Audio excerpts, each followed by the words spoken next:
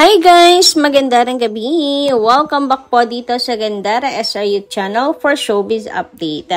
Andito na naman nga po akong muli nagbabalik ang nagmamaganda ninyong kachismosang Aldab at ka-legit Regards upang maghatid sa inyo ng latest update na fresh happenings patungkol kina Maine Mendoza and Alden Richards. And para sa gabing ito, ayan, tungkol po kay Mengay. Focus tayo kay Maine Mendoza tonight.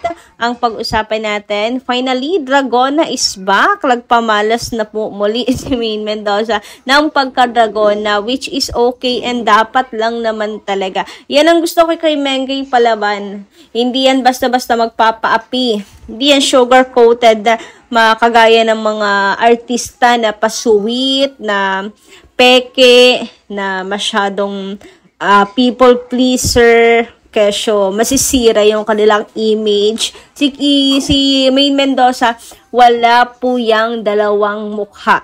Unlike sa ibang mga artist, abay hindi lang iba. Halos lahat naman po ata talaga ng mga artist ay may dalawang mukha. No po? Anyway, bago tayo mag-start sa mga hindi pa po nakaka-subscribe dito sa ating channel, paki-click lang po tayo ng subscribe button at notification bell na nariyan sa baba para mag-i-updated po kayo at ma-notify tuwing may bago po tayong chika at balita hinggil sa Aldab. Basta po mga balita na may kinalaman kina Maine Mendoza and Alden Richards, sagot na natin yan. So, eto na nga, nakakaloka mga ka-Aldab. Grabe naman nga. Hindi lang po si Alden Richards ang pinuputakte ng bashers. Pati po mga BO na Gen Z, pinuputakte rin at pinupuna si Maine Mendoza talaga naman. Grabe, parang mga ipinanganak kahapon. Iba na talaga yung mga Gen Z ngayon. Iba, hindi ko maintindihan. Buti na lang talaga't nasupalpal po ni Maine Mendoza. Grabe makabash. Grabe tawag hindi siya bash grabe makaano po kay Maine. Tawag dito yung pinaparatangan siya palibasa gawain nila binabato at idadamay pa nila si Mengay. Kagaya na lamang ng gawain ngayon, you know naman, dahil hindi na Gen Z ngayon, ano na ba ngayon? Gen Beta na po ata ngayon. So, mundo na po ngayon ng AI. So, since mundo na po ngayon ng AI, ng artificial intelligence, lahat na ng galaw, kilos, pati po sa pag-aaral, puro AI na. Yes, hindi na mahirap at hindi na pinaghihirapan ng mga estudyante ng mga kabataan ngayon. Hindi na gumagana po ang utak kasi nandyan po si ChatGPT na kung saan si Maine Mendoza ay pinaratangan na gumagamit din ng ChatGPT. Abay, ano naman talaga, offend, sobra. Lalo na't si Maine Mendoza ay matagal na nagsusulat. Hindi ba nila alam na si Maine Mendoza ay dati nang nagsusulat? Ipinanganak ba sila kahapon? Or ang mahirap hindi mo naman kilala yung isang tao, magsasalita ka na kagad ng kung ano-ano. Kaya bumabalik din sa kanila FYI, si Maine Mendoza po ay manunulat talaga. Mahilig po yung magsulat ng vlog. Talagang nagsusulat din niya ng kanta, susulat ng istorya, personal vlog, etc.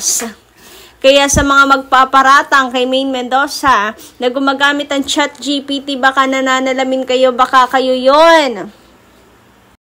Maigi na lang talaga po si Mengay ipalaban at hindi niya hinahayaan yung mga taong ganyan ang mga utak. Ultimo nga po mga tabloid, tinitira ni Maine Mendoza, aba, kayo po ay malawak, pang malawakang tabloid. Pakiayos na inyong balita, it's fake news. Ganyan, pinaprangka ni Maine Mendoza kasi prangka siyang tao. And yung pagiging prangka ni Maine Mendoza, nasa lugar naman. Hindi basta lang makasakit ang damdamin ng iba. Kundi, sinasabi niya lang talaga kung ano yung dapat para maging aware. So, hindi nyo mabubuli si Maine Mendoza ng basta-basta. So, eto nga po, nagsalitan si Maine Mendoza. Finally, Dragona is back. Yes, Maine. Huwag ka mag-alala na sa likod mo kaming nakasuporta sa'yo. Eto ba naman ang sabihin po kay Maine Mendoza or kay Mengay? Thank you, ChatGPT. Ay, wow! Grabe. Alam niyo kung bakit nasabi na ChatGPT? Dahil yung pamamaraan ni Maine Mendoza ng panunulat. Yes. Hindi ba nila alam na matagal na ang M-Dash? Grabe. So sabi nga ni Maine Mendoza, nakaka-offend sa mga taong noon pa nagsusulat at normal na gumagamit ng M-Dash. Grabe. Ultimo po, kami gumagamit niyan kasi as reader, lover, yes, mga palabasa. Of course, mahilig sa mga ganyan. Kaya, nakaka-offend talaga yung ganyan. Thank you, ChatGPT. Grabe. Sorry, ha? Sorry. Kung natapakan namin yung pagka-gen beta nyo. Pero totoo naman talaga. Nakaka-offend dahil pinag-isipan, ginagamit ang utak, diba? Nagsusulat talaga, ginamitan ng effort. Tapos, pararatangan ka lang na gumamit ng ChatGPT. Bakit? Masyado bang maganda, mahusay ang pagkakasulat ni Maine Mendoza? Sa bagay, totoo naman talaga. Napakahusay ni Maine Mendoza na magsulat. Napaka-fluent din. Siyempre, matalino yan si Mengay.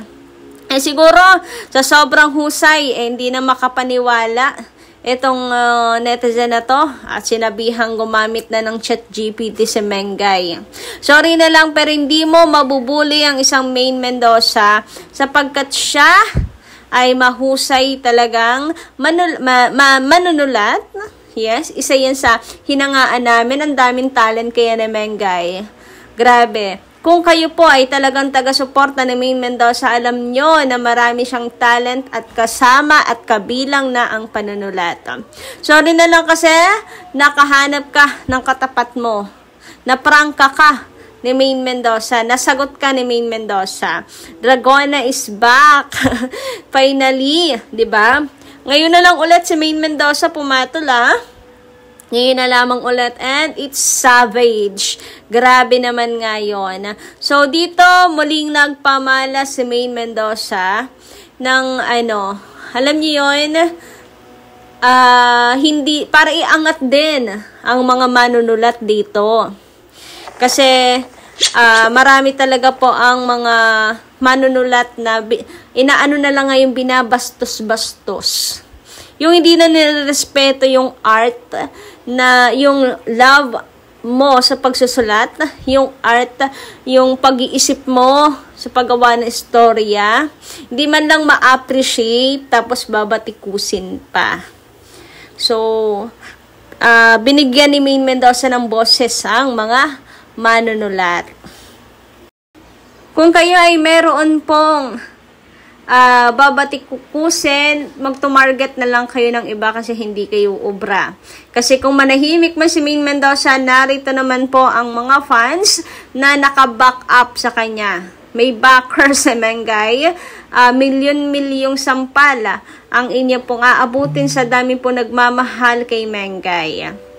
Hanggang ngayon, sabihin po natin naglaylo si Maine sa showbiz, nag-iit bulaga na lamang, focus sa personal life, yan naman kasi ang gusto niya, tahimik na buhay. Ayan, hindi ibig sabihin naglaylo na rin yung kanyang career. Naglaylo lang siya sa paggawa ng mga series, dahil yun na yung choice niya yun. Pero ang mga fans nandyan, super active pa rin at mahal na mahal si Maine Mendoza. Lagi nga po yung trending, lalo na po sa X, sa social media. Kaya pili na lang kayo ng babatikusin, yung hindi magbabounce back, babalik sa inyo. So, yun lang po muna for tonight, ang atin pong balita. Maraming salamat sa inyong pakikinig at pakikisama sa akin ngayong gabi. Pakiclick na lang po ng ating subscribe button at notification bell na nariyan sa baba para mag-updated po kayo sa mga susunod pa nating chikas hinggil po sa Aldab, kay Maine Mendoza and Alda Richards. Maraming salamat!